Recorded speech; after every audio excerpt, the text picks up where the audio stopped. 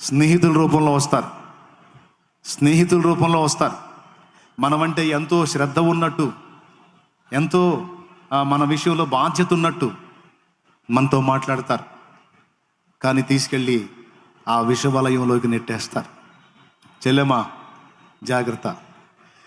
రంగు రంగుల ఆకర్షణలే విత్తనాలయ్యేనా, రాకాసి మూకల స్నేహాలే నీకు ఉరులుగా మారేనా.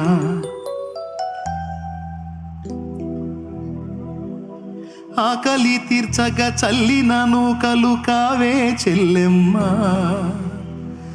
ఆశతో నీవు వెళ్ళి వాలితే ఉరులే చెరలమ్మా.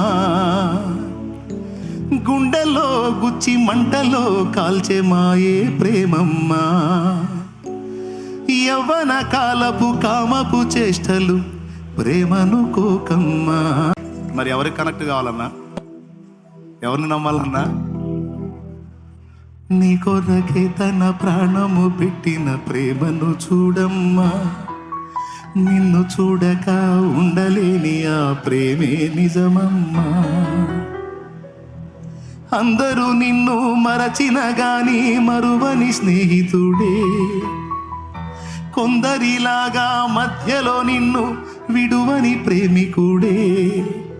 రక్తము పోసి ప్రేమ లేఖ నీకు రాసిన నీ ప్రియుడే,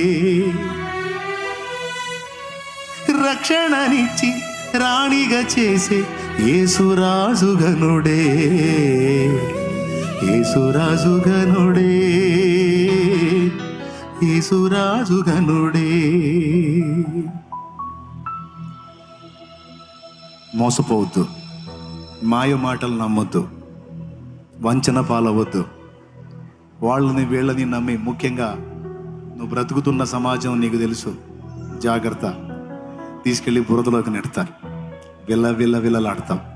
అందుకే ముందే చెప్తున్నాను, సమస్త లోకాన్ని విసర్జించి ఆ లోక మాలిన్యం అంటకుండా మనల్ని మనం కాపాడుకోవాలని దేవుని వాక్యం స్పష్టంగా సెలవిస్తుంది.